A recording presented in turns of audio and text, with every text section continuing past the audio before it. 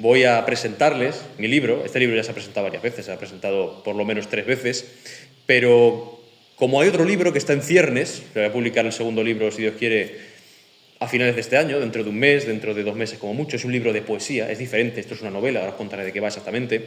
Pues he decidido que sería buena idea recordar, ¿no?, los inicios, recordar cómo empecé en el mundo de la escritura, o por lo menos de la escritura de novelas. Es una novela, como he dicho, se llama Quijote sin tiempo ni edad, y la escribí con 16 años. Tengo 26 ahora, hace 10 prácticamente. Empecé a escribirla con 16, seguí a los 17, fueron 2 veranos lo que tardé, y la publiqué más tarde, pero acabé de escribirla con 17.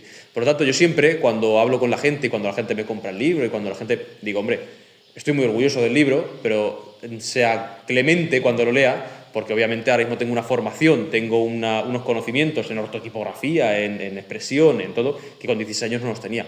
Tenía mucha voluntad, tenía, es verdad, que el afán de contar una historia que existía dentro de mí, pero no tenía el nivel de formación que ahora tengo. Por lo tanto, bueno, pues hay cosas que cambiaría actualmente y que si lo vuelvo a reeditar, pues cambiaré, pero eso no impide que esté orgulloso de mi obra. Esta historia, sí, esta novela, surgió en 2016, efectivamente, como he dicho, cuando tenía 16 años, en un concurso del colegio. Siempre se hacían concursos todos los años, solía ganar algunos premios, se hacía uno en francés, otro en inglés y otro en español. Y en el relato de español, ese año recuerdo, decidí escribir una historia sobre el Quijote. Pero no solamente sobre el Quijote, sino la figura de un hombre que encarna los valores del Quijote hoy en día. Es decir, si Don Quijote y Sancho Panza vivieran en España, por ejemplo, hoy, en este año, en el año 2016 en ese caso, pero en el 2025 es lo mismo, ¿contra qué molinos lucharían? ¿Contra qué malvados lucharían? ¿A qué huérfanos y a qué viudas defenderían? ¿Cómo se comportaría? ¿Qué pensaría de la política de ese momento? ¿Qué pensaría de la sociedad? Y creo que es un esfuerzo bastante interesante por un chaval, yo ahora viéndolo con perspectiva, de un chaval de 16 años, y ante todo creo que lo más admirable es el afán por contar esa historia que yo decía anteriormente. Porque cuando yo me leí El Quijote, en ese momento, yo pensé, seguramente alguien ha escrito un Quijote basado en la realidad. Alguien ha escrito algo relativo a un ensayo, algo de algún tipo, pues del Quijote viviendo en nuestros días, ¿no? Cómo se comportaría. Y estuve buscando en ese momento en los elementos, en los recursos que había, y no encontré nada. No vi nada relativo a ese tema y me sorprendió. Bueno, pues yo estuve rumiando esa idea y, como decía Aníbal Barca cuando fue a cruzar los Alpes, si no existe el camino, lo crearé. Y efectivamente, pues posteriormente, es verdad que se ha hecho una película sobre el Quijote en nuestros días, algo así como la hizo Amenábar, pero realmente tampoco reflejaba lo que yo quería expresar. Se hizo posteriormente a lo que yo escribí en el libro y decidí yo mismo empezar a escribir ese libro. ¿Qué haría ese Don Quijote? Que, por cierto, en el libro se llama Don Pedro el Guardia. ¿Qué haría ese Don Quijote en nuestros días? ¿Quién sería su escudero? No podemos olvidar que Sancho, el escudero de Don Quijote, pues era alguien con poca formación, era una persona que se expresaba todo el tiempo con frases hechas, con refranes. ¿Cuál sería su equivalente en la sociedad de hoy? ¿Cuáles serían las aventuras que viviría? Y bueno, pues he traído algunas lecturas para que veáis un poco cómo es este libro. Simplemente recordar eso, que hay un caballero andante en nuestros días, hay un escudero, y ellos dos son los principales personajes de esta novela. Hay personajes secundarios a medida que van pasando las aventuras, pero son ellos los que trascienden en toda la obra. El Quijote trata de 2 personajes, efectivamente, que van teniendo aventuras a lo largo de la historia.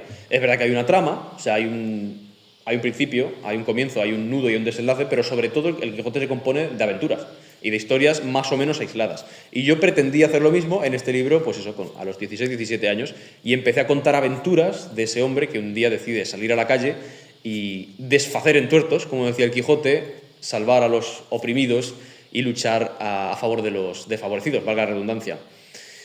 Yo creo que, como les decía, es un libro curioso, y para que vean cómo empieza la aventura de ese Don Quijote particular, pues le voy a leer literalmente lo que escribí yo a esa edad de los 16 años. Simplemente también remarcar que el libro empieza con una frase de Abraham Lincoln, que creo que es bastante significativa, y dice que al nacer todos los hombres son iguales, pero después de ese momento nunca volverán a serlo. Efectivamente, este hombre, Pedro el Guardia, nuestro Don Quijote, en ningún momento pensó en ser igual al resto y se desmarcó durante toda su vida que yo creé, por cierto. Empieza así la aventura de este caballero. Este hombre, que decide, después de ver mucho los telediarios y ver las injusticias del mundo, decide salir, decide luchar a favor de los pobres en este caso, decide luchar a favor de las gentes que sufren en el mundo. Sin duda, había un libro que destacaba sobre todos los otros en el corazón de Pedro. Un libro que hablaba sobre un caballero andante y su escudero, que por ver este mundo como un lugar lleno de injusticia, decidieron librar de iniquidad este planeta buscando aventuras e injusticias que convertir en justicia. Aquel libro ocupaba, como decíamos, un lugar muy importante en el alma de Pedro. Pertenecía a esos que marcan de por vida, que hacen cambiar tu modo de ver las cosas y que un sabio acertó a llamar como la biblioteca del alma. Esos libros no son solo papel amontonado en una estantería, sino mucho más. Son entes vivientes, palpitantes, que una vez acomodados en tu corazón jamás lo abandonarán. Pero había leído aquel libro varias veces, pero jamás se cansó de hacer volar su mente con lo que en aquellas páginas era relatado. Y sucedió que un día, de mucho leer este libro y de mucho ver injusticias y cosas abominables en los telediarios, decidió encarnar ese personaje tan querido por él, protagonista de aquel su libro favorito.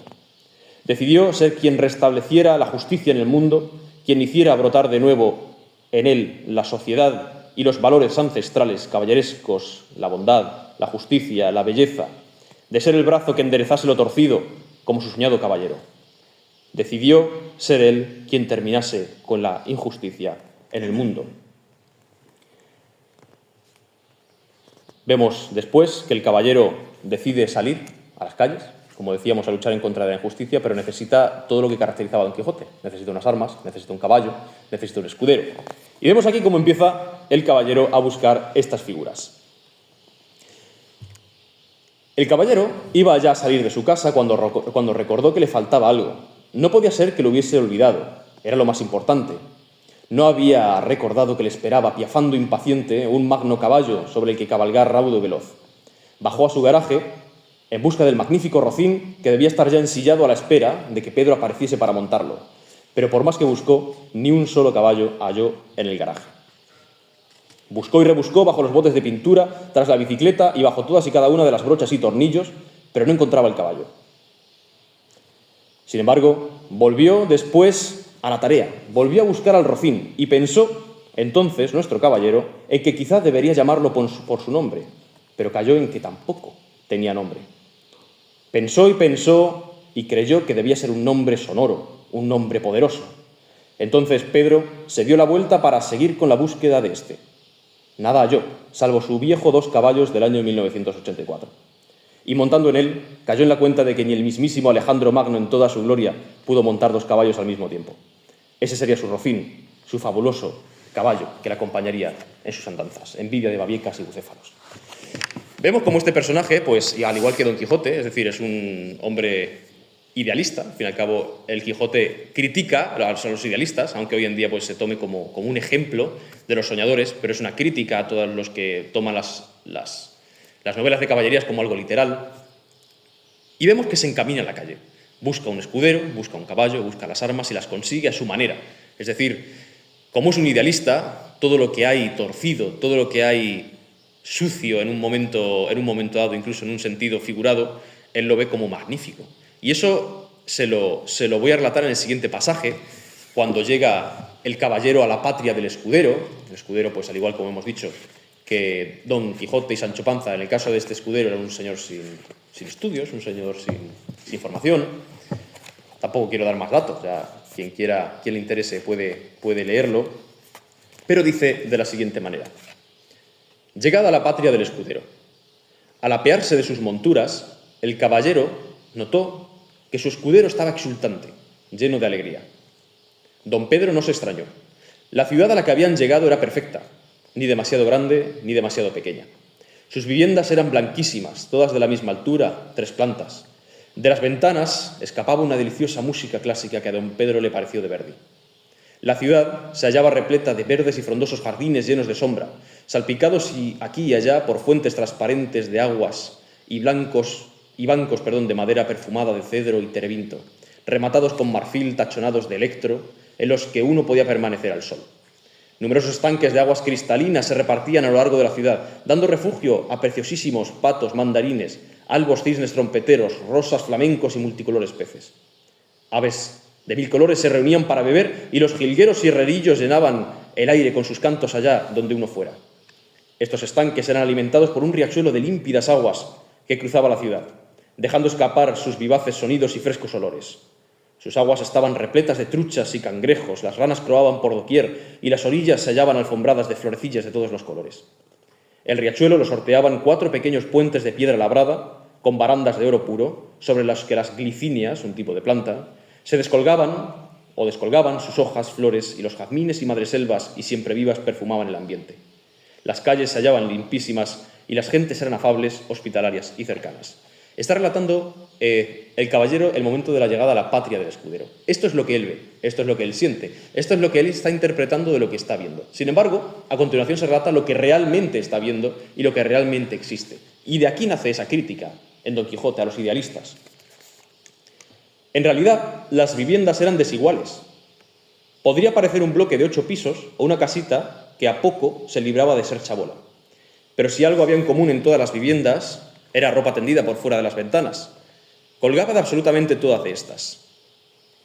De todas las ventanas también emanaba un machacón ritmo, mezcla de rap y trap. Los edificios, de multitud de colores, se hallaban recorridos por unas largas manchas negras, quizá fruto de la humedad, quizá producto de la provecta edad de estos. El lugar se hallaba salpicado de multitud de vastos descampados repletos de altos cardos y yerbajos secos, llenos de basura por doquier, de todo origen y naturaleza. En el centro de la asfixiante plaza, que existía en aquel barrio, se podía encontrar una rectangular fuente, si es que aquello se le podía llamar de aquel semejante modo, de estancas y pestilentes aguas verdes en las que dejó de haber peces cuando los vecinos los pescaron y se los comieron. Esta estaba rodeada por media docena de bancos de forja, algunos de ellos semidestruidos y recorridos por grafitis informes, y unos robustos y altísimos árboles jamás habían sido podados, permanecían totalmente descuidados y al solaz. Cruzando el barrio de extremo a extremo podía encontrarse una acequia de 1 o 2 metros de anchura y quizá medio metro de profundidad, por la cual bajaba un torrente de negras aguas si es que aquello alcanzaba la categoría de agua, pues de oscura que era, podía asegurarse que era puro cieno. Hemos visto el contraste absoluto entre lo que está viendo Don Quijote y entre lo que él, Don Pedro, la figura de Don Quijote, y lo que él interpreta.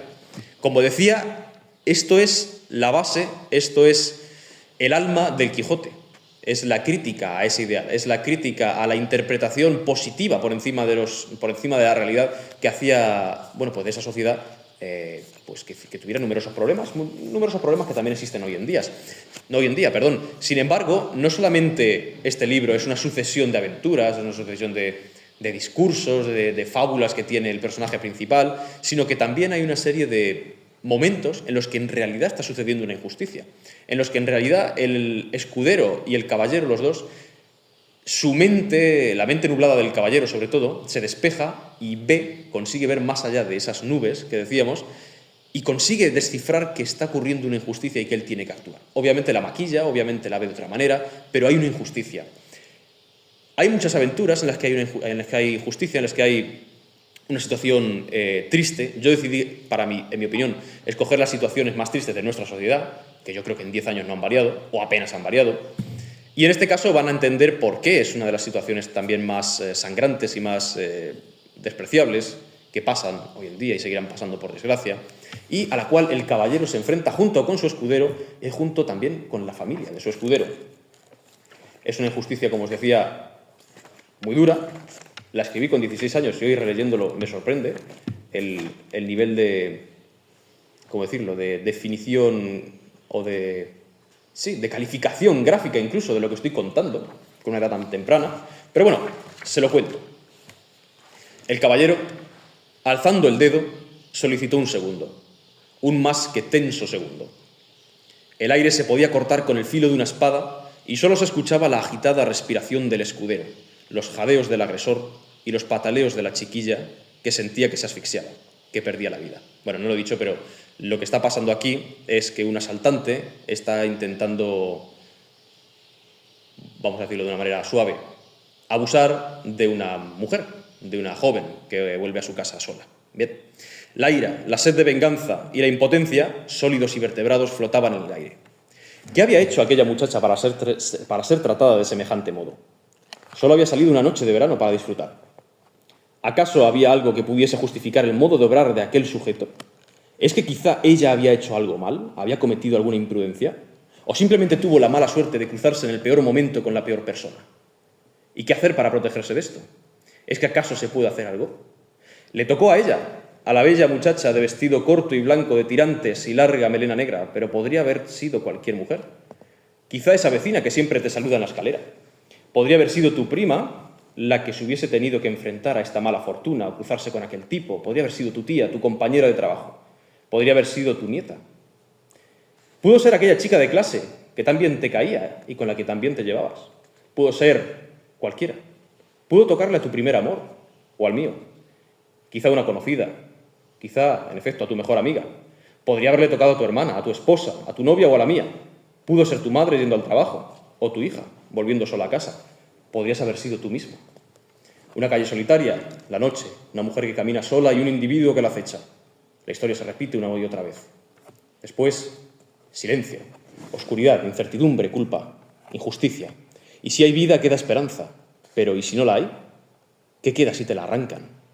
Entonces aquel sujeto fuera de sí, ahogando a la joven, intentó con una mano desabrocharse el cinturón y se pegó aún más al cuerpo de la muchacha.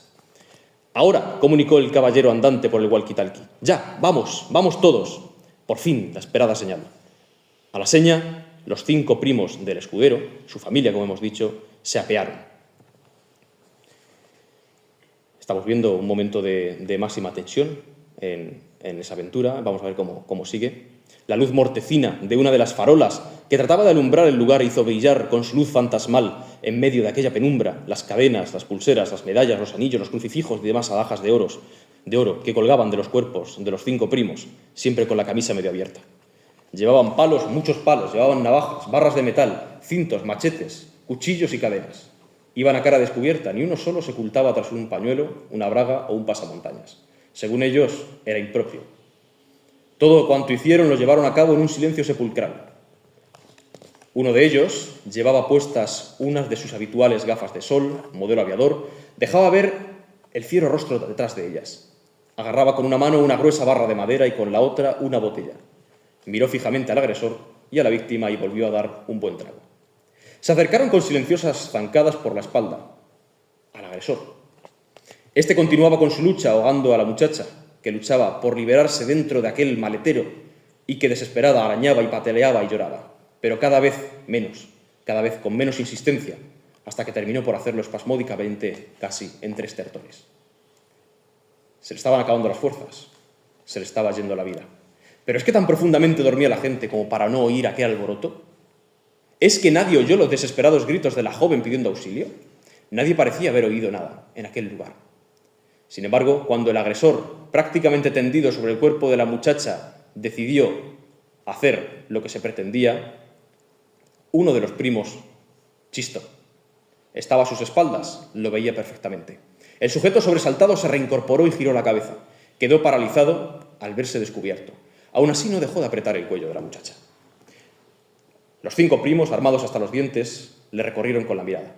Si las miradas matasen. Los ojos del torvo, fríos como enero y a la vez encendidos como 2 brasas, se cruzaron con los de los 5 primos. Se había visto descubierto, pero seguía con su fechoría. La muchacha estaba al borde de la inconsciencia. Si esperaban más, el resultado sería fatal.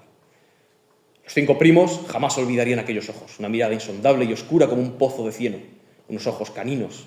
Fueron segundos, pero fueron segundos eternos. Uno de los primos, el líder, con un gesto difícil de describir, mostró los dientes al raptor en una especie de macabra sonrisa. La farola se encargó de arrancar brillos de los dientes de oro. Pero sus mafiosas palabras eléctricas como un rayo arrollaron aquellos ojos infernales y se impusieron sobre la injusticia. El que la hace la paga, y la honra se limpia con sangre, dijo despacio el líder de los primos. Y la gente como tú se limpia con pólvora y plomo. Y en ese momento le sacudió tal garrotazo en la cabeza con la barra de madera que llevaba que ésta se partió en 2. Vemos pues un nivel de grafismo visual casi cinematográfico. Es verdad que, quiero decir, yo estoy hablando ahora mismo con perspectiva. Estoy hablando como si hablara del libro de otra persona porque han pasado 10 años, han pasado muchas cosas en mi vida y la verdad es que, como digo, es curioso el Yo creo que ahora mismo en la cabeza de todos ustedes está la imagen de lo que ha ido pasando y la secuenciación. Y creo que es uno de los puntos más fuertes del libro. Es digamos, el cariz cinematográfico que puede incluso otorgársele. Sin embargo, también tiene momentos, quiero decir, el libro es fuerte en algunos puntos, pero el libro en general tiene mucho humor. Y desde el punto de vista lingüístico, ya que estamos en la sede del conocimiento, aquí sentados, es también muy interesante porque hay personajes que hablan en cierto dialecto. Los dialectos, en principio, no tienen normas. El andaluz no tiene normas, porque cuando uno le habla a un lingüista te dice, bueno, es que existe el andaluz oriental, existe el andaluz norteño, el occidental, el andaluz no existe como tal, es una cosa, un constructo social. Bueno, pues yo con 16 años le puse unas normas al andaluz. Hay diferentes dialectos en los primos, por ejemplo, hay diferentes dialectos en algunos personajes, pero se mantienen con las mismas características a lo largo de toda la novela de 400 páginas. Por lo tanto, hay una serie de rasgos que incluso a un nivel de estudio de la lengua serían interesantes de analizar en cuanto al idiolecto, es decir, a la manera que tiene de hablar cada persona, y al dialecto andaluz. Yo estoy intentando, cuando lo leo, estoy intentando no leerlo en dialecto para que no se haga más pesado, pero es verdad que tiene mucha carga incluso cómica por eso. La estructura del libro es básicamente que, como ustedes han leído, como ustedes han escuchado, mejor dicho, el caballero decide salir de su casa para combatir la injusticia y lo primero que decide es tomarse la justicia por su mano, actuar él. Pero poco a poco se va, no quiero destripar el libro, pero más o menos, se va dando cuenta de que eso no es posible, de que se le escapa de las manos, de que le viene grande y necesita acudir a algún tipo de poder que le apoye, que apoye su obra. Piensa primero en los medios de comunicación, en publicitar su misión salvadora de extensión de la justicia en la televisión, en la radio, y se da cuenta que efectivamente sirven a otros intereses. El siguiente lugar al que decide ir es a los, como él lo llama, a los gobernantes del lugar, a los políticos. Quizá la política, al ser los que nos gobiernan, a ser los prohombres del Estado, los que deben velar por nuestros intereses, pues cuiden más de esta misión y decidan apoyarnos y sumarse a nuestra andanza. Y se decepciona, se vuelve a decepcionar. Y en ese punto es en el que sucede esta aventura que yo os voy a contar. El momento en el que van a hablar con un político, pues bueno, han pasado 10 años en España, pero yo creo que, no voy a decir quién es, pero es obvio. Se da cuenta sobre todo Pedro el Guardia de que sirven a sus propios intereses, de que sirven sobre todo a los intereses de confrontación o de enfrentamiento con los otros líderes, como los llama él. Dice lo siguiente, en esta cita.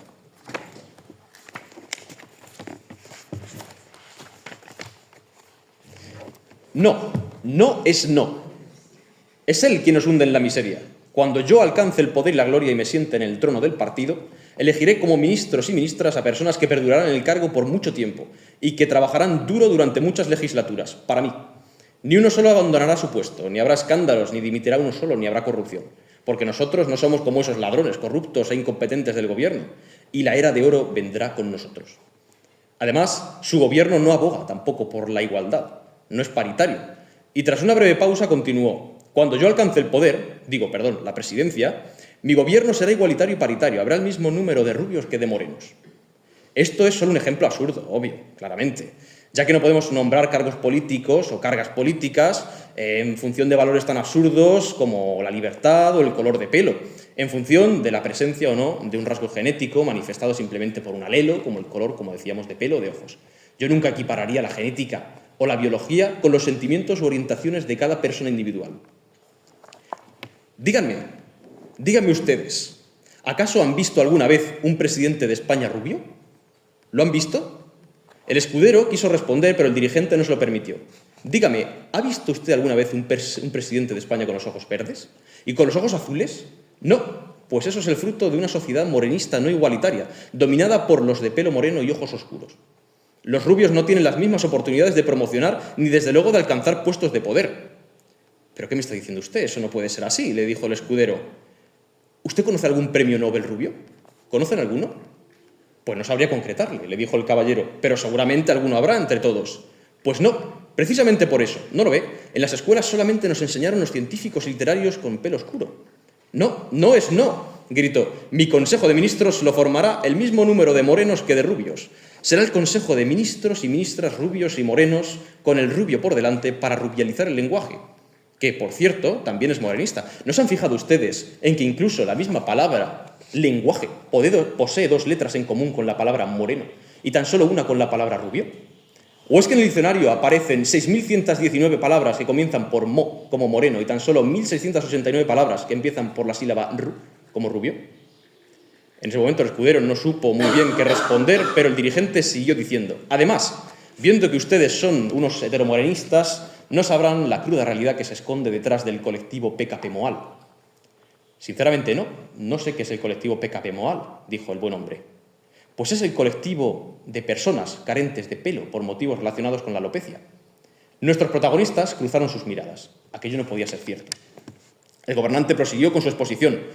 Efectivamente, nunca ha habido un presidente calvo en España. Nunca. Lo máximo a los que los morenistas le han permitido llegar es a ministro. En mi gobierno habrá, como mínimo, 7 calvos. Pero eso no puede ser. ¿Qué tiene que ver eso con el gobierno de un país, con el gobierno de una nación?, dijo el escudero. Le ruego, por favor, que no use ese lenguaje hiriente. No son calvos, son personas alopécicas. Además, creo que tampoco conocen ni están familiarizados con el colectivo Crupom, ¿verdad? ¿Qué es ese colectivo del que me habláis?, le respondió. Es el colectivo de calvos, rubios y pelirrojos oprimidos por el morenismo. ¿Y qué me dicen ustedes de los pelirrojos, relegados a nunca poder alcanzar un papel relevante en la política española? Nunca ha habido tampoco un presidente pelirrojo. ¡Qué vergüenza de país!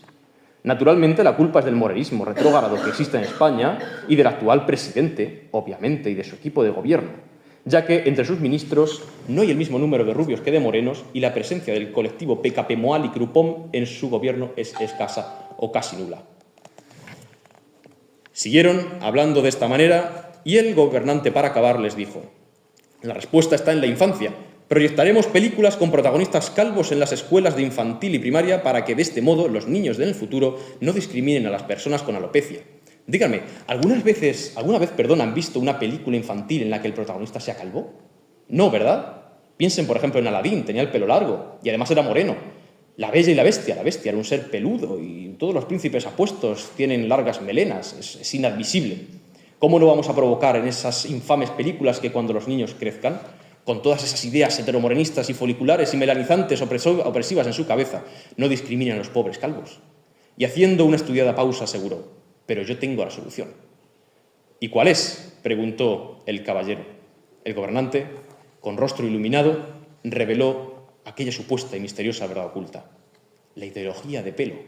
Normalizaremos el hecho de cambiar el color de pelo. Vemos entonces que acuden a la política con muchas esperanzas, porque ven que los medios de comunicación efectivamente no sirven para nada. Como decíamos, están sirviendo a otros tipos de intereses como el entretenimiento, y se decepcionan porque la propia política tampoco lo hace, sino que la propia política está incluso, podríamos decir, sirviendo a unos valores incluso más prosaicos aún y más despreciables. No solamente con esta persona, pasan por todos los grupos políticos que existían en ese 2016, unos de los que hay hoy en día no existían, otros de los que existían ya no existen, pero van pasando poco a poco por todos los grupos y se van decepcionando con todos, no es cuestión solamente de este. Y cuando pasan por los 4 grupos que existían, o 3 o 4 grupos que existían en ese momento, deciden que la política tampoco es la vía, que no van a solucionar nada acudiendo a los políticos porque tampoco tienen interés en beneficiar a esas viudas y a esos huérfanos, ¿no?, o a esas injusticias contra las que ellos luchan. Y deciden algo que yo personalmente comparto. Bueno, he escrito el libro, ¿no?, pero comparto, es parte de mi idea, no solamente parte de la literatura. Y es que, después de haberse decepcionado con todos los políticos, dice el caballero: la pena me consume, amigo Richardo, que es el nombre del escudero. Solo nos resta uno de los más célebres hombres que pugnan por hacerse con el poder en estas tierras. Y hasta ahora ni uno solo ha escuchado nuestra propuesta. Ninguno de ellos ha prestado atención a nuestras palabras, a nuestra misión profunda de amparar al desfavorecido, de velar por los derechos de los huérfanos y de las viudas. No es que no hayan apostado por nosotros, sino que ni tan siquiera nos han escuchado. Creo que abandonaremos este camino de los gobernantes, fiel escudero. No ha sido esta vía la que Dios ha puesto para salvar a los que nada tienen, a los que sufren, a las acometidas de los bárbaros.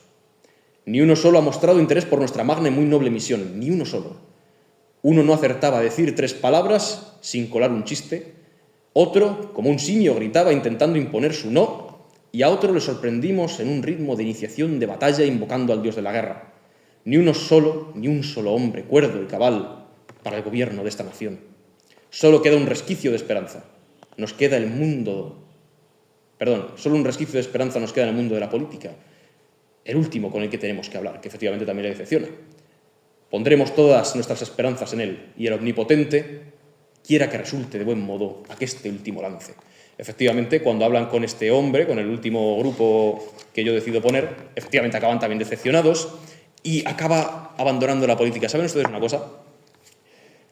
La Grecia clásica tiene un claro corte en la historia y pasa a la Grecia helenística. Bueno, el corte en sí es la muerte de Alejandro Magno, pero yo creo que hay muchos más factores que indican ese corte, y es que los hombres sabios abandonan la política.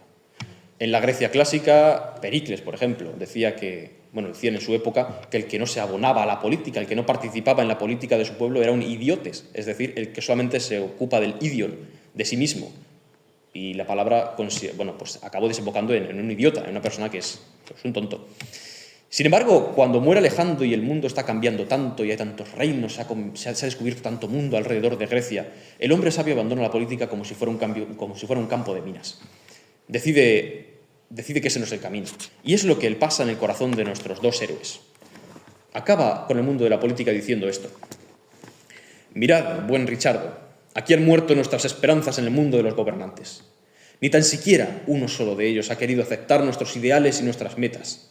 Es por eso que me hallo consternado, fiel escudero, pues si los que nos dirigen o intentan dirigir estos territorios no dan impulso a lo que hacemos, ¿quién podrá hacerlo? Solo en el Todopoderoso podemos poner nuestras esperanzas, ya que el poder temporal apoyo no nos ha dado. Y efectivamente también buscan apoyo en la fe. Y no es que no lo encuentren en la fe, no es que no lo encuentren en la religión, sino que descubren que la propia sociedad que los ha rechazado también rechaza la religión, también rechaza la idea de Dios, también rechaza la religión que tenemos aquí, que es el cristianismo. Y acaban decepcionados por eso, porque no encuentran a nadie que respalde su labor, o no encuentran a nadie que pueda respaldar su labor y que la sociedad lo vea como algo positivo. Por lo tanto, es un libro que poco a poco va siendo cada vez más triste en ese sentido, aunque tenga humor, aunque tenga chistes, aunque tenga el tema del dialecto, aunque tenga muchas cosas, un libro largo, pero va siendo cada vez más triste porque es un desengaño tras otro. Empieza con muchísima ilusión, el caballero, y acaba desengañado de todo. Acaba desengañado de hacer justicia con su propia mano, acaba desengañado del mundo de la política, acaba desengañado incluso de la propia sociedad y la visión que ésta tiene de la religión. Así que al final, en una especie de requiebro y de vuelta al principio, en un anillo, podemos decir, intenta volver al principio y llega a la conclusión de que es el individuo el que realmente tiene el poder, de que no es la política, no es ninguna estructura, no es nada que esté por encima de la persona, sino que es el mismo individuo el que tiene la posibilidad de cambiarse a sí mismo y después de cambiarse a sí mismo, cambiar el mundo. Hay una frase que a mí me parece realmente preclara, está en palabras de Charlie Kirk, y dice: nunca dejes que nadie silencie tu voz, incluso si esta va a contracorriente. Efectivamente, sabemos cómo acabó, y este caballero, en concreto, decide tomar ese camino, decide ir a contracorriente, y el final que tiene no voy a contarlo, pero desde luego no es auspicioso, no es bueno. Simplemente, para acabar o para ir acabando ya con esta presentación íntima, voy a hacer algún tipo de alusión al final sin contar lo que pasa.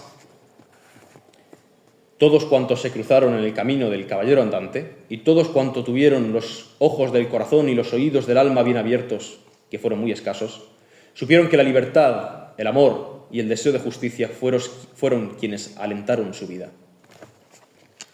Y sigue de esta manera, hablando del escudero, cuando acaba la obra, que ustedes verán cómo acaba cuando la lean, diciendo: vaya hombre, aquí está.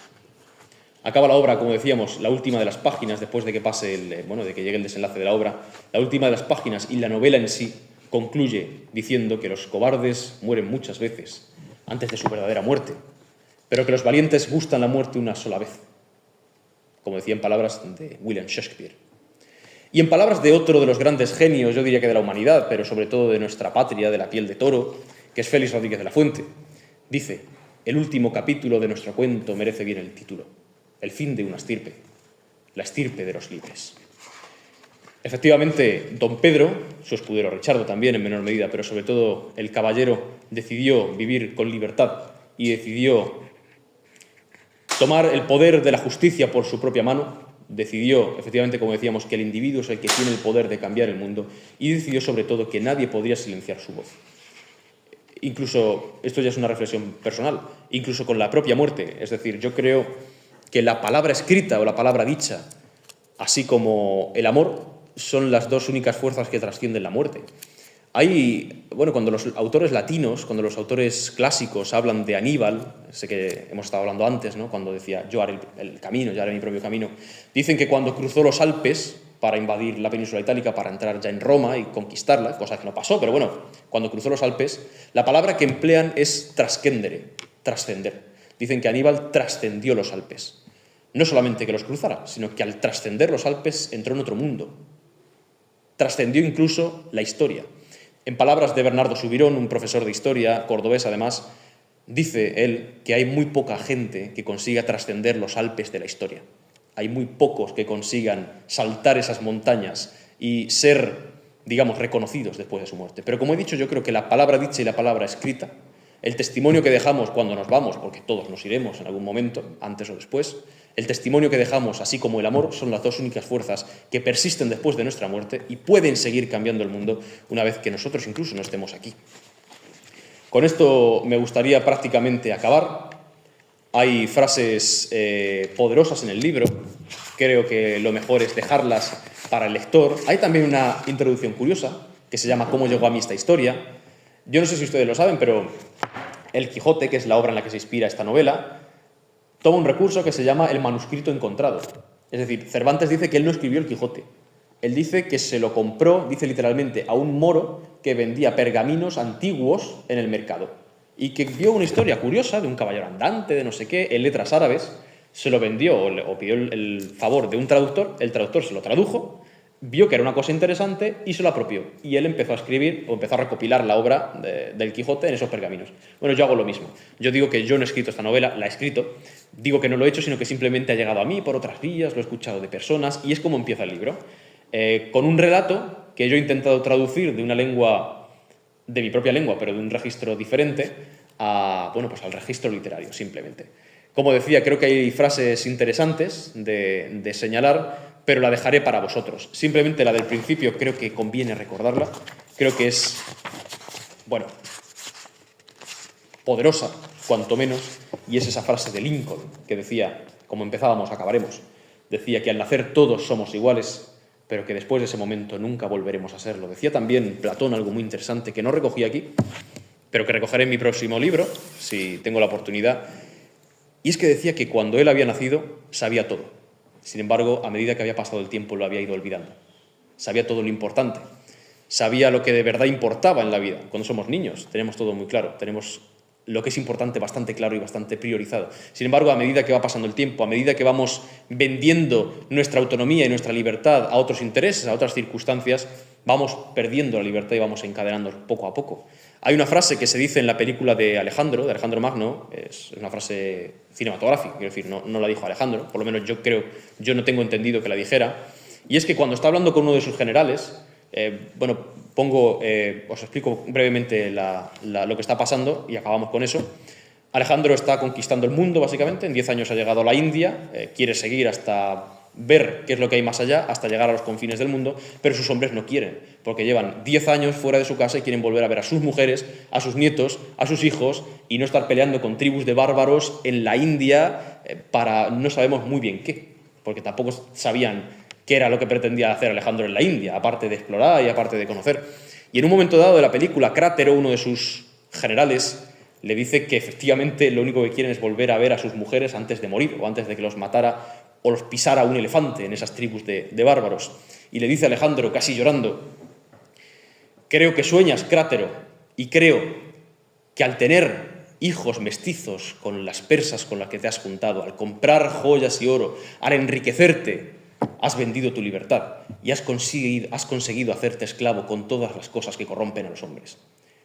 Es inevitable que, en fin, conforme va pasando la vida, vayamos perdiendo libertades o vayamos atándonos a una serie de cosas, pero yo creo que el espíritu de la libertad trasciende todo eso.